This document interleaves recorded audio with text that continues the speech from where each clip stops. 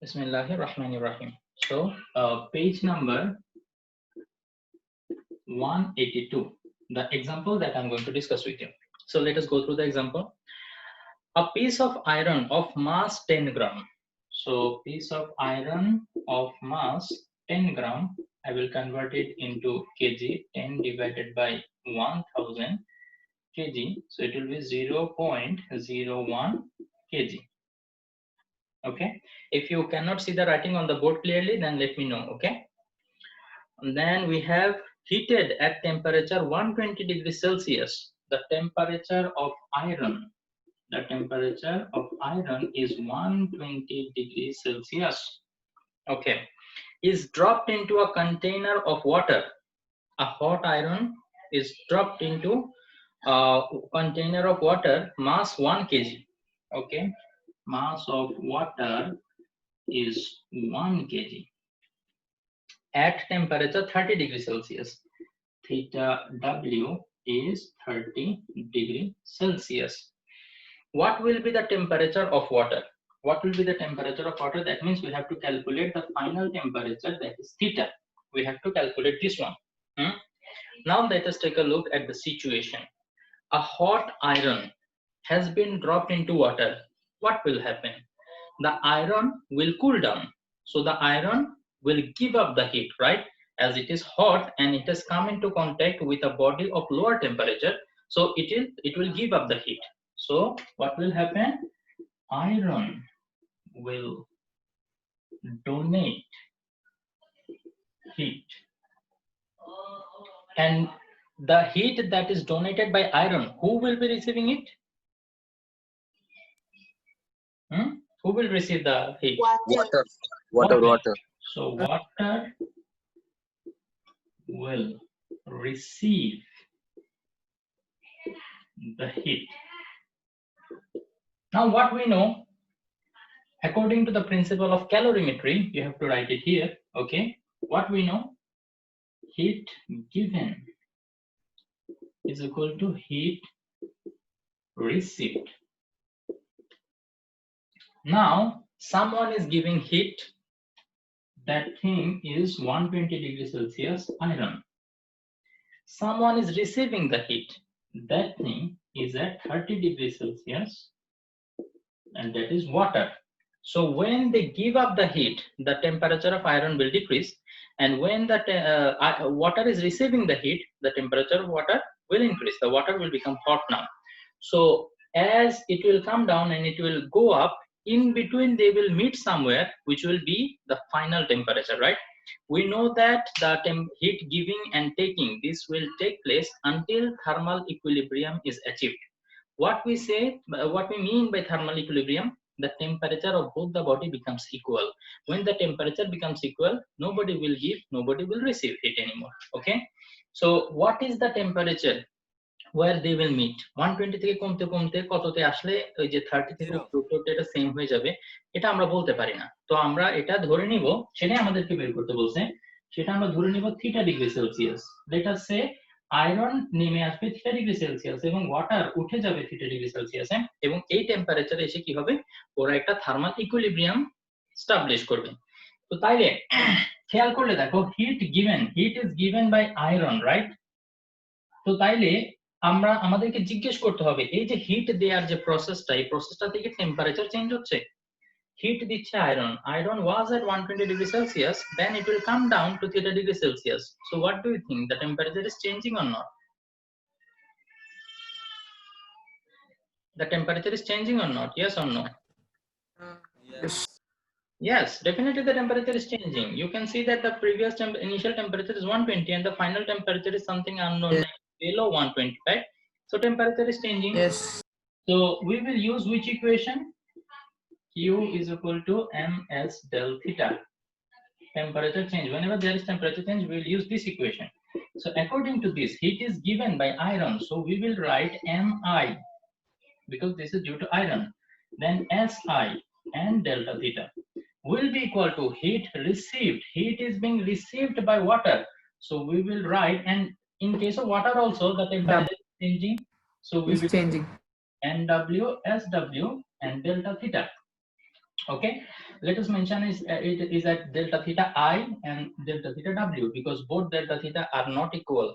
Okay, so Mi, this one I can replace the value 0.01 into Si, the specific heat of iron. This is something I guess you don't know yet. It is 450 joule per kg per Kelvin. Okay, so remember it. Si, this is 450 joule per kg per Kelvin. Okay. Sir, is it a constant value? Yes, yes, yes. If it is not mentioned in the question, then you can use this value. But if it is mentioned as some other value, specifically it is mentioned that the specific heat of iron is this value, then you have to use that value only. Whenever it is mentioned in the question, no further assumption can be used. But if it is not mentioned in the question, then you can use this value. This is fixed and we have to keep it in our mind.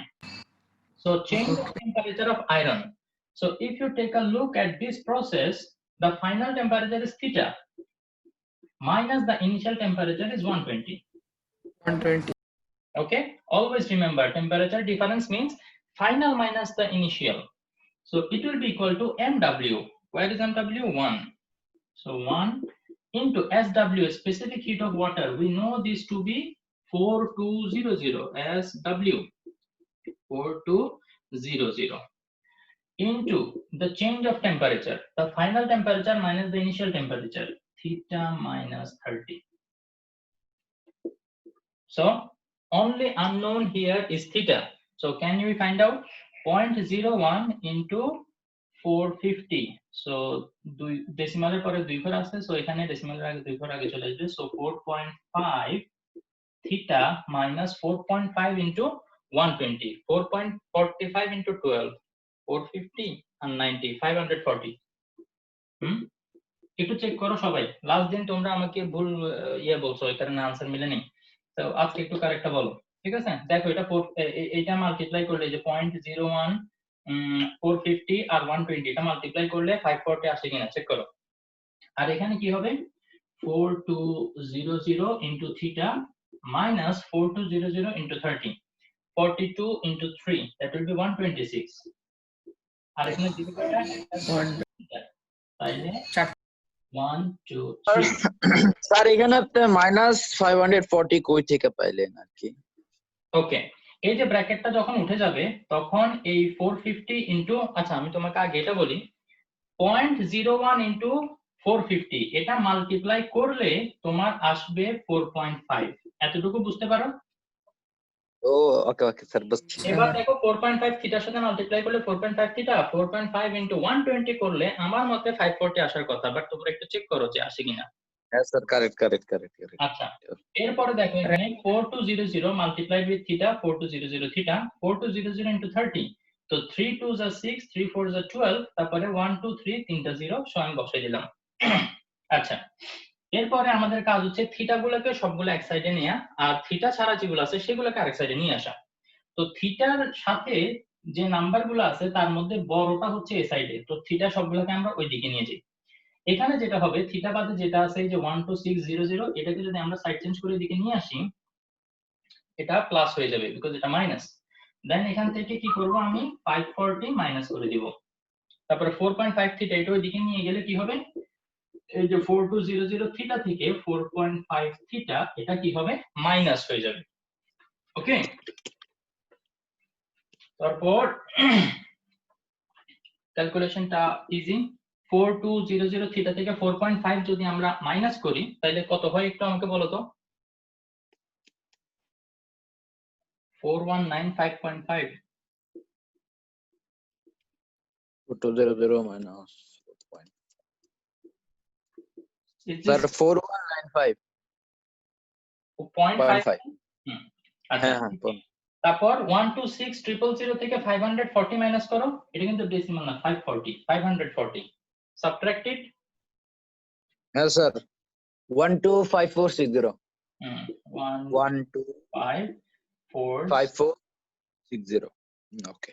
হ্যাঁ ওকে, তো তাইলে এখানে theta যদি এবার আমরা বের করতে হয় আমরা কি করব, 125,460 divided by 4195.5. So divide and let me know the answer. Sir 29 এখানে তো 29 আসছে 29.90 29.90 আসছে। So that is আমাদের answer. Correct. তো বুকে তো 30.1 তো mistake 30.1 which is close, but আমাদেরও 30.1 ই আসা উচিত ছিল, জানি না এটা কেন আবার ডিফারেন্ট আসলো। এখানে কি না, সবগুলা তো আমরা একুরেটই ভ্যালু নিছি, রাইট? Sir, 4 to okay. বাচ্চা একজন চেকিং কর না অ্যানসার কোনটা মিস্টেক রিচেক হয়েছে করো, রিচেক করো। ওকে, নো প্রবলেম। 12600 minus 540 12546 sir এটা correct 4200 minus 4.5 স্যার দুটোটাই তো কারেক্ট বাট অ্যানসার কেন মিস্টেক আছে এটা জানি আচ্ছা, ওকে, let me think a little bit.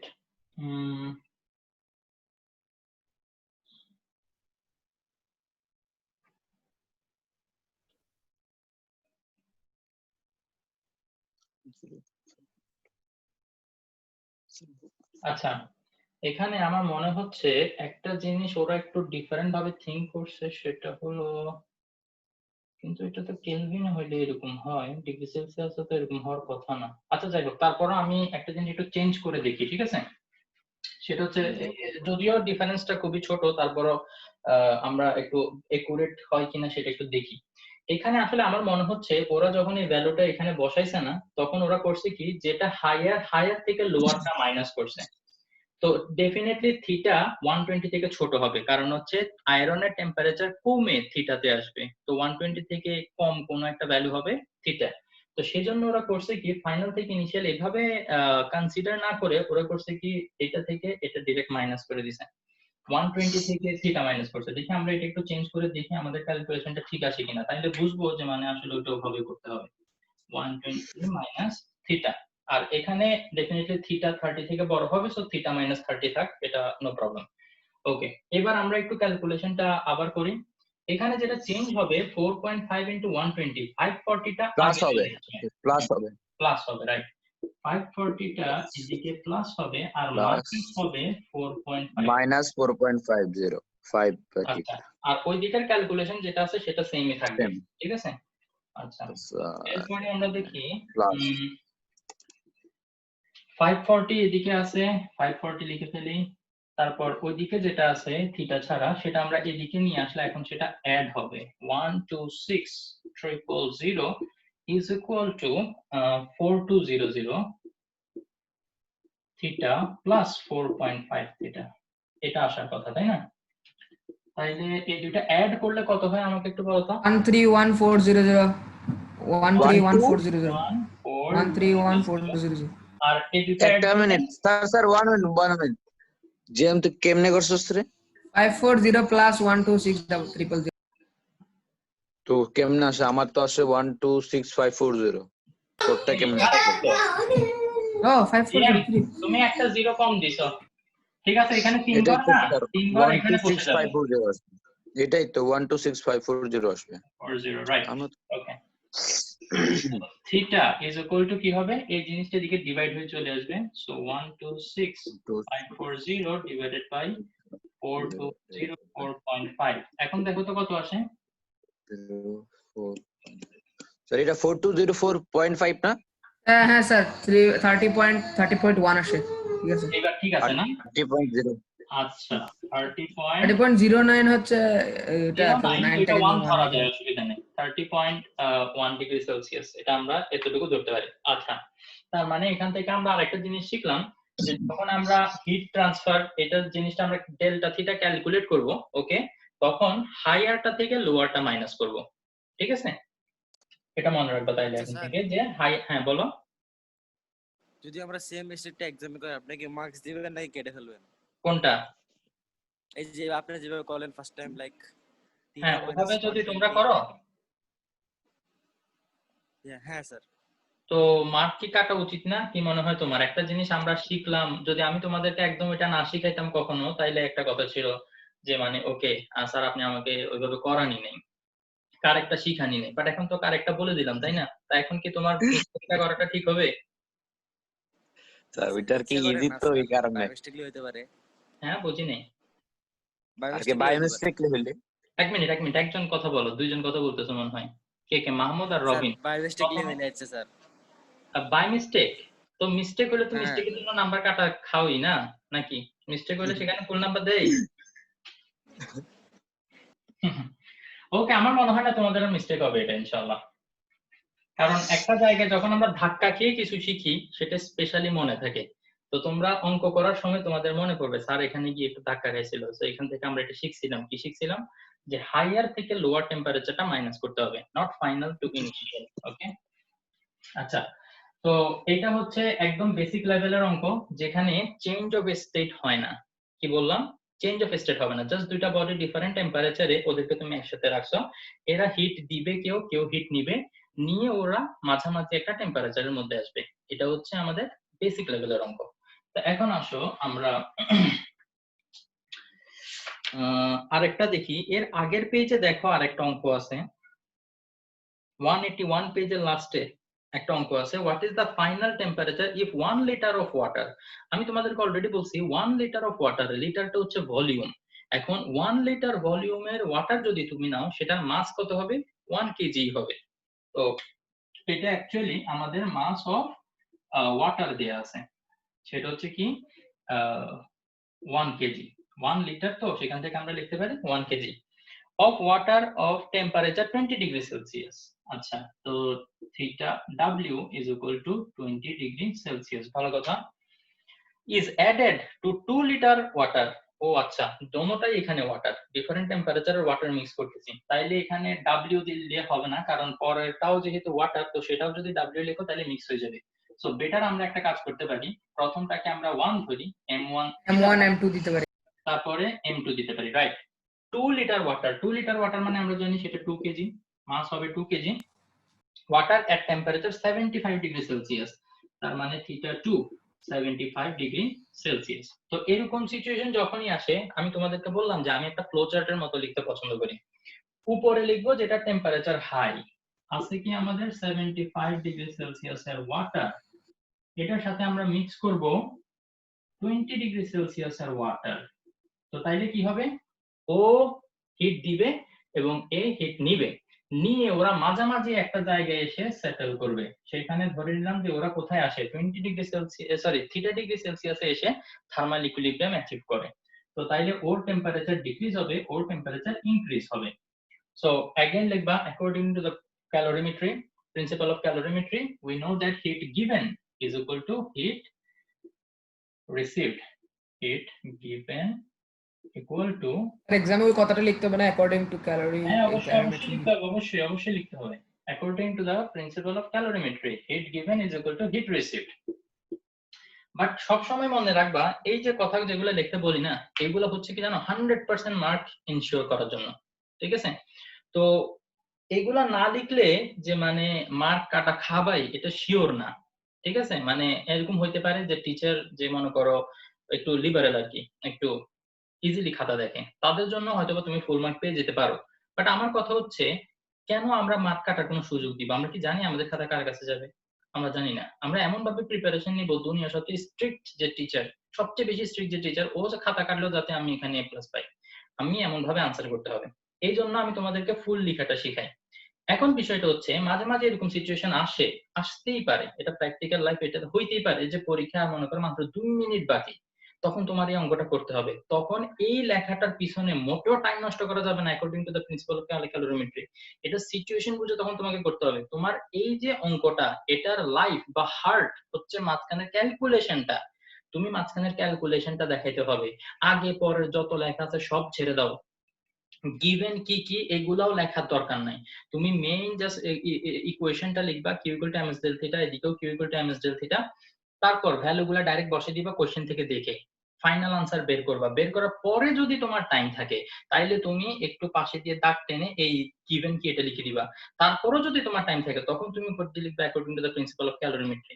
So according to the priority আমরা কাজ করব যখন আমাদের টাইম থাকবে কম, এই জিনিসটা বুঝতে হবে, ঠিক আছে? সো এইগুলাই আসলে মানে বোঝা যায় কিভাবে জানো, বাসায় যখন তোমরা বেশি বেশি টেস্ট দিবা, তোমরা যার কাছেই পড়ো না কেন, স্কুলে আমাদের আসলে এত টাইম থাকে না যে মানে আমরা আসলে তোমাদের ফুল লেন্থ টেস্ট নিব, যেমন 3 আওয়ার্স এর টেস্ট, 25 মার্কসের এমসিকিউ, 75 মার্কসের এই যে রিটেন, এগুলা যে আসলে আমরা স্কুলে নিব ওইরকম টাইম আসলে আমরা পাই না, কারণ এক একটা ক্লাসই হয় মাত্র 40 মিনিটের 45 মিনিটের যখন ইন পার্সন ক্লাস হয়। তো এই কারণে বাসায় তোমরা যে যার কাছে পড়ো না কেন যথাসম্ভব মডেল টেস্ট দেওয়ার চেষ্টা করবা। Finishing the syllabus is not enough, even solving the creative not enough.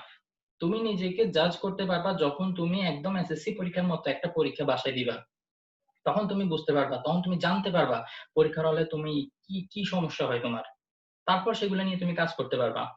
যদি এই কাজটা বাসায় না করো, এই সমস্যাগুলোই তোমরা পরীক্ষার হলে গিয়ে ফেস করবা, তখন এবার সলভ করার কিছু থাকবে না, মানে সময় থাকবে না, সুযোগ থাকবে না।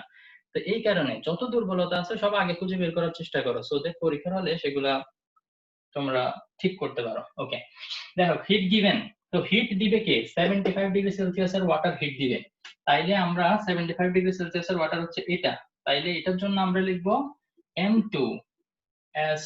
আচ্ছা, এখানে S1 S2 কিন্তু লিখবো না। কেউ কি আমাকে বলতে পারো কেন S1 S2 লিখবো না, আমি শুধু S লিখবো? কেউ কি বলতে পারো কেন? কারণ স্পেসিফিক হিট তো সেম থাকে সবগুলোর জন্য। দোনোটাই হচ্ছে ওয়াটার, দোনোটাই water এর ওয়াটার, জন্য। তো স্পেসিফিক হিট সেম হবে দোনোটার জন্য। এই কারণে S1 S2 লেখার দরকার নাই, শুধু S লিখলেই হবে। এই S এর ভ্যালু তুমি এই ওয়াটারের জন্য ইউজ করতে পারবা, এই S এর ভ্যালু তুমি এই ওয়াটারের জন্য ইউজ করতে পারবা, এই কারণে। Very good. আচ্ছা, তারপরে এখানে কি লিখবো? ডেল্টা থিটা 2 লিখি। ওকে, আর এখানে হবে কি M1 S ডেল্টা থিটা 1। তো তাহলে ভ্যালুগুলো বসাও। M2, value of M2 is 2 kg, 2 into S is 4200 into delta theta 2। তাহলে delta theta 2 এর জন্য হচ্ছে এই যে এটা হচ্ছে আমাদের 2 না, 2 নাম্বার সাবস্টেন্স। তো এখানে 75 হায়ার, থিটা হচ্ছে লোয়ার। এইভাবে লেখার সুবিধাটা হচ্ছে তুমি এখানেও বুঝে যাবা যে কোনটা থেকে কোনটা মাইনাস করতে হবে, যেটা উপরে সেটা থেকে নিচেরটা মাইনাস করে দিবা। So 75 minus theta is equal two M1। M1 হচ্ছে কি এখন 1 KG, 1 into 4200 into delta theta 1। তো এখানে দেখা যাচ্ছে থিটা 20 এর মধ্যে থিটা বড়, সো আমি থিটা থেকে 20 মাইনাস করে দিব। স্যার আমরা বুঝবো কেমনে থিটা থিটা বড় না থিটা ছোট? কি বলো? এটা তো বোঝা খুবই ইজি। তোমাকে যদি আমি বলি 20 ডিগ্রি সেলসিয়াসের ওয়াটার হিট রিসিভ করবে, তাইলে ওর টেম্পারেচার বাড়বে না কমবে? বাড়বে না কমবে? বাড়বে স্যার। বাড়বে। তার মানে 20 ডিগ্রি থেকে বেড়ে যে থিটা হবে সেই থিটাটা ডেফিনেটলি 20 ডিগ্রি থেকে বেশি হবে। টেম্পারেচার যদি হ্যাঁ থেকে বেড়ে থিটা হয়, তার মানে theta definitely will be higher then 20। এই তো এই জিনিসটা আসলে চলে আসবে দেখবা। সো ক্যালকুলেশনটা একটু সিম্পল করার জন্য আমরা যেটা করতে পারি, বোথ সাইড থেকে 4200 কেটে দিতে পারি। কেন? কারণ both side we can divide by 4200, right? So then 2 will be multiplied with this one.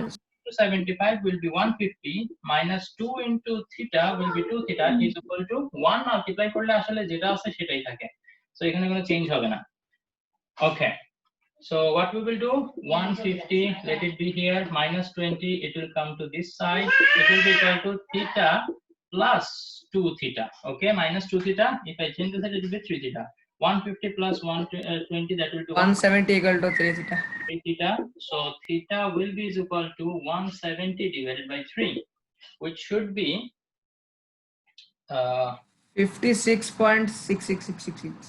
56.66 degree Celsius. So you see, it is in between. So শুধু অঙ্ক করেই খালাস হয়ে যাবে না, ঠিক আছে? কমন সেন্স অ্যাপ্লাই করে জাজ করবা যে তোমার যে আনসারটা আসছে সেটাই কি আসার কথা। খেয়াল করলে দেখবা তোমার টেম্পারেচার 75 থেকে কম আর 20 থেকে বেশি এরকম কিছু একটা হওয়ার কথা। তো এটা কি আমার সেই কন্ডিশনটা মেইনটেইন করে? Definitely 56 is below 75 and higher than 20. That means it is a realistic answer. Correct. বুঝতে পারছো? ওকে স্যার একটা হ্যাঁ বলো বলো। স্যার মনে করেন আমি ম্যাথ সবগুলো কারেক্ট করলাম, হ্যাঁ আমার কন্ডিশনে মিললো যে 20 থেকে বেশি আর 75 থেকে লোয়ার। তা স্যার ওখানে যদি মনে করেন 56.66 আসছে, যদি এটা না হয় মনে করেন 60 আসতো, তাহলে এটা কি কারেক্ট আনসার হতো? যদি ভুল হয় না, টিচার কি দেখতো কারেক্ট এটা? আনসার তো এটা হবে না। এটা মানে আমরা বলতে পারি যে মানে মোটামুটি এটা কারেক্ট হওয়ার পসিবিলিটি আছে, ঠিক আছে। মানে মনে করো খাতা জমা দেওয়ার আগে যদি তুমি ক্যালকুলেশন রিচেক করার টাইম পাও, তাইলে তুমি এই ক্যালকুলেশনটা আবার রিচেক করতে পারো। কিন্তু যদি মনে করো কম টাইম আছে, তুমি শুধু সিলেক্টিভ কয়েকটা প্রবলেম রিভাইজ করতে পারবা, তখন এই প্রবলেমটা রিভাইজ করার দরকার নাই, কারণ এটা মোটামুটি আমার কন্ডিশনটা স্যাটিসফাই করছে।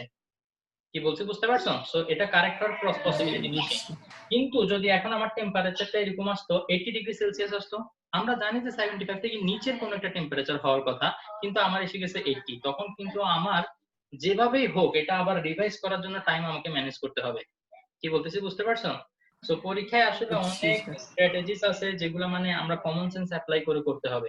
যেটা আমি দেখতেছি যে আমি জানি এটা আনসার যেটা আসছে এটা রং, এটা হওয়া সম্ভবই না, তো সেটা আমাকে রিভাইজ করতে হবে। আর যেটা মানে মোটামুটি আমি দেখতেছি এটা কারেক্ট হওয়ার পসিবিলিটি আছে, এইটা আমি পরে টাইম পাইলে রিভাইজ করব, এখন দরকার নেই। এখন আমি অন্যগুলো রিভাইজ করব যেটা মানে একটু ভুল হয়েছে বলে আমার কাছে মনে হচ্ছে।